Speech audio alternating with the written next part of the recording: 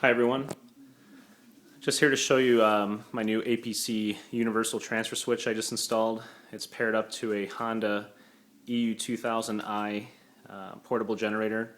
It's an inverter generator, and it's got 2,000 watts which runs for about 30 minutes, and then it's rated to run at 1,600 watts continuously.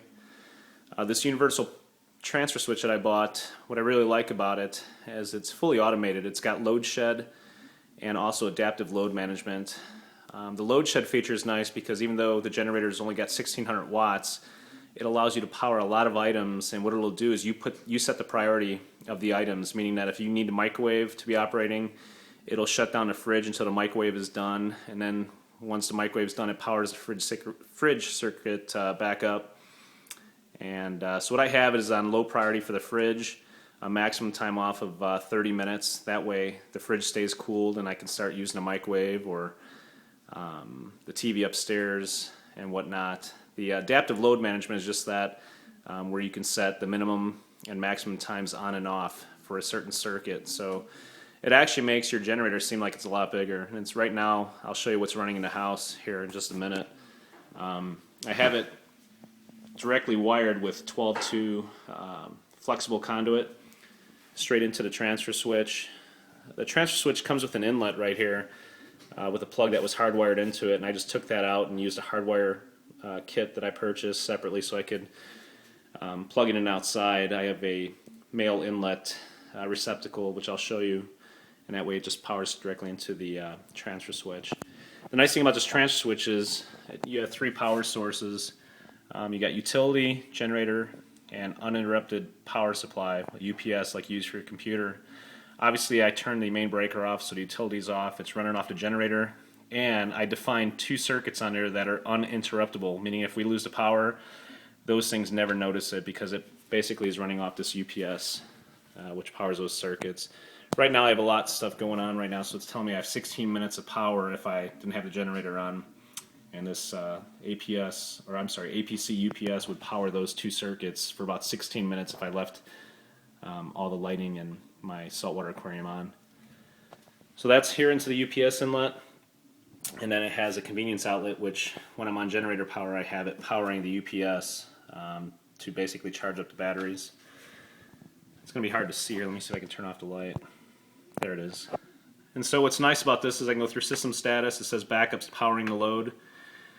Obviously there's no utility power. The system load right now with everything on, I got almost 900 watts, and between the two phases, you need two phases to power this transfer switch. So it's two separate breakers on one on each separate phase to power it. And so it tells me on those 6 circuits I have it pretty balanced. Balanced amount of power that's being drawn. And then the generator phase, each phase is showing about 124 volts, how much watts per each phase. And then my UPS supply, it's showing it's pulling 217 watts, which basically the generator is powering it off the convenience outlet. But like I said, I have those two circuits defined as uninterruptible, so that's why it's showing it right there. There's my 6 circuits that are powered. A lot of times when I have a lot running, it might turn off the furnace or the refrigerator circuit 1 and 4 until sufficient power comes back, and then it puts them back on. So that's what's really nice. It's hands off. If I have a power outage, I don't even come down here. I mean, I can come down here obviously to monitor it, but other than that, it takes care of everything right there. And so what I have under here is the 3/4 conduit that goes from a transfer switch, and then I basically wired it into my AC panel. I defined 6 circuits on there.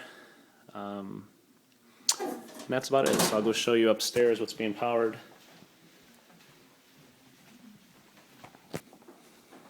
The Honda is really nice because it'll run up to 15 hours on, I think, 1/3 of the load on 1 gallon of gas, and I think at full rated power it goes up to 5 hours. So that's the main importance, is obviously the efficiency and how long it'll run, so you don't have to have 100 gallons of gas stored in your garage. But there's the living room circuit. Everything's powered in the living room. I have my hallway lighting, my kitchen lighting, microwave, the refrigerator, which is being powered. So everything's running on generator power right now.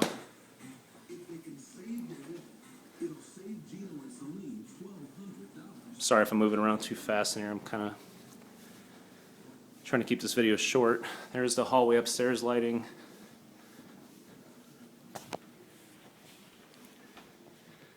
If I go into my daughter's room, I could obviously turn the lights on in here. I could power on her TV.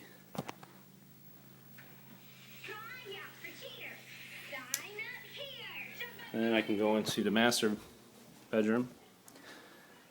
Obviously turn lights on in here if I need it. And the master bedroom TV, I'll turn that on. With the cable box is down there. And so the generator and the transfer switch are basically taking care of business. I don't have to really interact with it at all. The transfer switch is nice because I'll bet you the fridge circuit's off right now. And we'll go downstairs and look at that. Show you the rest here. Hallway lighting.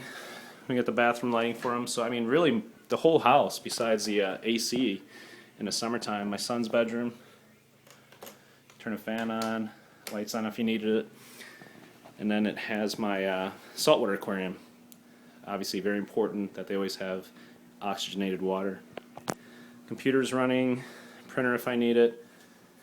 Obviously fan and lighting I can turn on. So for me, we're living pretty comfortable right now. The furnace is also on this circuit. The furnace runs at about 700 watts full power. I'm sorry, 900 watts full power, about 700 watts continuous to keep the house warm. And it shows you, I can keep it around 68 in here. And I'll go outside real quick and show you the generator. It's pretty quiet right now. It's running maybe about 3/4 of the speed. But as you can see, it's got a 120 volt receptacle. I have 12-2 extension cord. And I basically installed this power inlet box on my brick. Just took out one brick and powered it right there. Hooks right in. Just a regular nail-in inlet.